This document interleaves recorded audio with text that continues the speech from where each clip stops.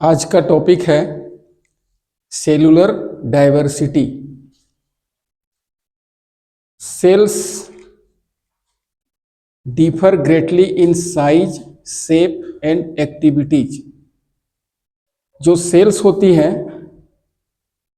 उनका शेप अलग अलग तरह का होता है, साइज अलग अलग तरह की होती है और काम भी वो अलग अलग तरह के करते हैं। मकान ईंटों से बनता है, ईंटें एक जैसी होती हैं लगभग, लेकिन सेल के साथ ऐसा नहीं है। सेल में बहुत ज़्यादा विविधता पाई जाती है। तो आज हम लोग सेल के साइज यानी कोशिका के माप के बारे में जानेंगे कि सेल की जो साइज है वो कैसी होती है और उसको कैसे हम लोग नापते हैं। अब जो सूक्ष्म जीव हैं वो अत्यंत छोटे होते हैं, इसलिए उनको मापने के लिए हम लोग माइक्रोमीटर का यूज करते हैं। 1 माइक्रोमीटर, और इसी को हम लोग माइक्रोन भी बोलते हैं। माइक्रोमीटर को ही माइक्रोन भी बोलते हैं। तो 1 micrometre is equal to 10⁻⁻6 micrometre. ये सिंबल है मैथ का, इसको म्यू भी बोलते हैं। That is equal to 1/10⁻6 metre in length. इसका मतलब क्या हुआ? इसका मतलब ये हुआ, अगर 1 मीटर की लंबाई को हम 10 लाख भाग में बांट दें, 10⁻6 मतलब होता है 10 लाख, तो 10 लाखवां हिस्सा जो होगा उतनी लंबाई हो सकती है बैक्टीरिया की। That is micron. तो ये हल्का सा इंट्रोडक्शन हुआ जिसे समझ में आए कि माइक्रोन का मतलब क्या है या माइक्रोमीटर हम किसे कहेंगे। अब जो स्मॉलेस्ट सेल है, देखिए अगर क्वेश्चन पूछा जाता है name of the smallest cell, अभी तक जितनी भी कोशिकाएं ज्ञात हैं उनमें जो सबसे छोटी कोशिका, जो सबसे छोटी सेल है, दैट इज माइकोप्लाज्मा, और इसकी लंबाई है 0.3 माइक्रोमीटर इन लेंथ।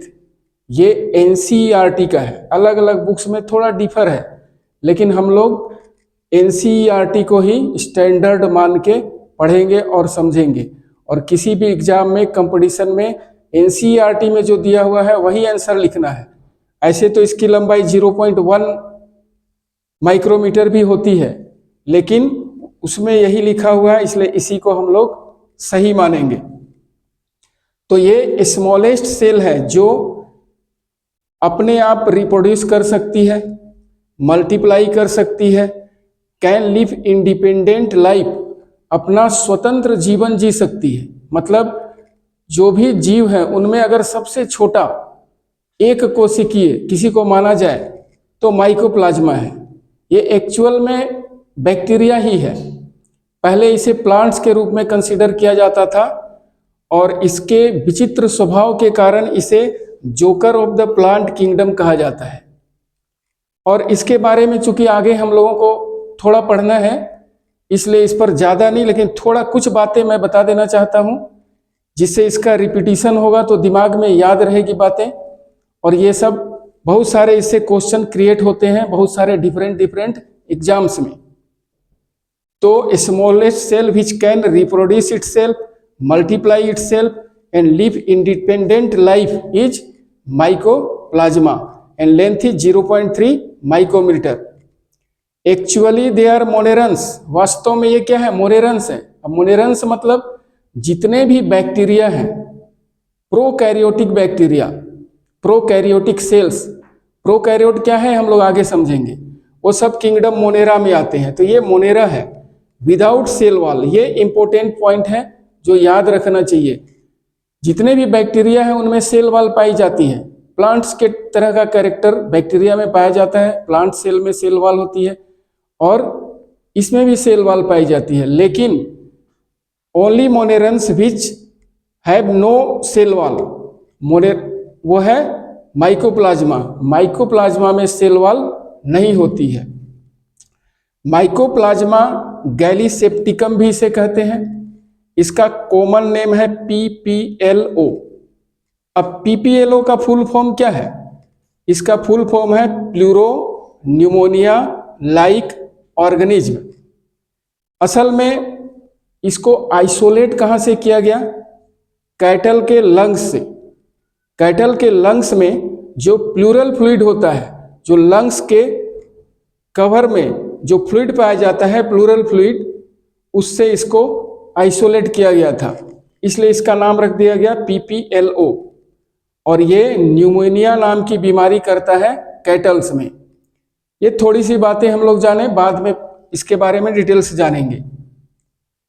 बैक्टीरिया, जितने भी बैक्टीरिया हैं उनकी साइज 3 to 5 माइक्रोमीटर है। अब इसमें बहुत सारा प्रश्न पूछा जा सकता है। माइकोप्लाज्मा और बैक्टीरिया के लेंथ की तुलना की जा सकती है, तो हम लोग बोल सकते हैं कि 10 times greater than mycoplasma. Bacteria, जो बाकी बैक्टीरिया है वो माइकोप्लाज्मा से 10 टाइम्स बड़े हैं। इसका उल्टा भी बोल सकते हैं, बैक्टीरिया से माइकोप्लाज्मा कितना छोटा है, तो 10 टाइम्स छोटा है, क्योंकि ये 0.3 माइक्रोमीटर है और ये 3 to 5 माइक्रोमीटर। ह्यूमन RBC, जो इंसान के ब्लड में रेड ब्लड सेल्स पाई जाती है, जिसका एक और नाम है एरिथ्रोसाइट्स। ये एरिथ्रोसाइट जो है 7 माइक्रोमीटर इन डायमीटर। ये जो है बाइकॉनकेव शेप की होती है, डिस्क्वायर्ड शेप की होती है। शेप के बारे में हम लोग अगले क्लासेस में जानेंगे। इसे स्मॉलेस्ट ह्यूमन सेल कहा जाता है। और RBC मेच्योर होने पर इसमें न्यूक्लियस नहीं होता, तो ये लिविंग सेल है विदाउट न्यूक्लियस, बिना न्यूक्लियस के। और भी कुछ कुछ सेल होती हैं जो लिविंग है, कुछ सेल्स प्लांट्स में भी होती है। लॉन्गेस्ट सेल, सबसे लंबी सेल जो ह्यूमन बॉडी में पाई जाती है, दैट इज नर्व सेल, जिसको हम लोग तंत्रिका बोलते हैं। नर्व सेल जो है हमारी सबसे लंबी सेल है, 90 to 100 सेंटीमीटर, मतलब अप्रोक्सीमेटली हम इसे 1 मीटर मान सकते हैं। जैसे समझने के लिए, हमारे स्पाइन से लेके टो तक जो सबसे लंबी सेल होती है, जिसको हम लोग सियाटिक नर्व बोलते हैं, अगर एलिफेंट में देखा जाए तो यही nerve cell up to 3 metre, 3 metre लंबी भी हो सकती है। लेकिन ये सब जो डेटा है, NCERT का डेटा तो हमको याद रखना है, बाकी जो है वो अप्रोक्सीमेटली है, क्योंकि बायो में कोई चीज़ फिक्स नहीं है। साइज के हिसाब से एनिमल के चेंज भी है उसमें।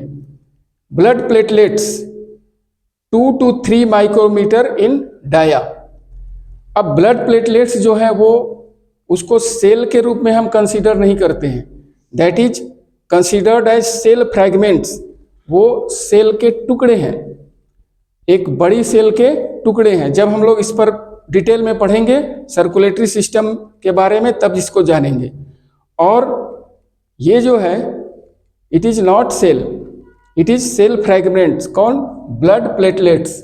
ब्लड प्लेटलेट्स का एक और नाम है थ्रोम्बोसाइट्स, जैसे रेड ब्लड सेल का एक नाम है एरिथ्रोसाइट्स। वो नाम भी हमको याद रखना है। साइज ऑफ ह्यूमन गैमेट्स, जो ह्यूमन गैमेट्स हैं जैसे स्पर्म है, इसकी साइज है 60 माइक्रोमीटर इन लेंथ, ये लेंथ में है। और अगर वॉल्यूम के दृष्टि से देखा जाए, क्योंकि जो स्पर्म में है टेल है और उसके बाद उसका हेड है, हेड का जो वॉल्यूम है अगर उसको देखा जाए तो स्मॉलेस्ट बाय वॉल्यूम। लेकिन यहां पर अगर सेल की बात हो तो smallest human cell is RBC। Largest cell in human female body is egg या ओवम, 100 माइक्रोमीटर डायमीटर इसकी 100 माइक्रोमीटर। एक बात और ध्यान देना है, जब भी हम लोग गैमेट्स की बात करते हैं तो जो एग होगा या जो ओवम होगा वो हमेशा मेल गैमेट से फीमेल गैमेट हमेशा बड़ा होता है। और ये just visible to the naked eye, जो ये एग है जिसे हम ओवम भी बोलते हैं, ये जो बालू के दाने होते हैं, स्मॉल ग्रेन ऑफ सैंड, उसके साइज का हो सकता है, इसलिए हम लोग इसको just visible to the naked eye बोल सकते हैं। Average size of most human cell is 20 to 30 micrometre. Human body में जो सेल होती है, जो कोशिकाएं होती है, उनका एक एवरेज साइज हम 20 to 30 माइक्रोमीटर मान सकते हैं। Largest isolated single animal cell is ostrich egg. अब यहां ध्यान हमें ये देना है कि लार्जेस्ट की बात है, ये लॉन्गेस्ट था, ये लंबाई की बात थी। नर्व सेल लंबी होती है, तो लंबाई में सबसे लंबी सेल है नर्व सेल। लेकिन अगर साइज देखा जाए बड़ा, तो सबसे largest isolated single animal cell, एक सेल जो आइसोलेटेड है, अलग थलग है, वो है ऑस्ट्रिच एग, यानी शुतुरमुर्ग का अंडा। ये अप्रोक्सीमेटली 170 इंटू 135 मिलीमीटर मान सकते हैं। तो यहां हम देख रहे हैं माइक्रोमीटर, यहां मिलीमीटर, आगे हम देखेंगे कि सेंटीमीटर। नर्व जो था वो मीटर भी मान सकते हैं, सेंटीमीटर भी मान सकते हैं। तो सेल के साइज के अकॉर्डिंग अलग अलग यूनिट्स का हम लोग यूज करते हैं। In plants largest cell is the ovule of cycas. ये तीनों प्लांट सेल का उदाहरण मैंने दिया है। साइकस जो प्लांट है उसका ओव्यूल, इसको लार्जेस्ट बोलते हैं, सबसे बड़ी सेल। इसी तरह सिंगल सेल्ड मैरीन एल्गी एसिटाबुलेरिया। अब ये मैरीन एल्गी है, समुद्री शैवाल है, ये सिंगल सेल, इसकी जो एक सेल है वही 10 सेंटीमीटर लंबी होती है, एक सेल। इसी तरह प्लांट फाइबर है 4 centimetre in cotton and 1 metre in hemp. Cotton जो है उसका फाइबर 4 सेंटीमीटर हो सकता है, और जो हेम्प है वो जूट वगैरह जिसे हम बोलते हैं वह 1 मीटर लंबी हो सकती है।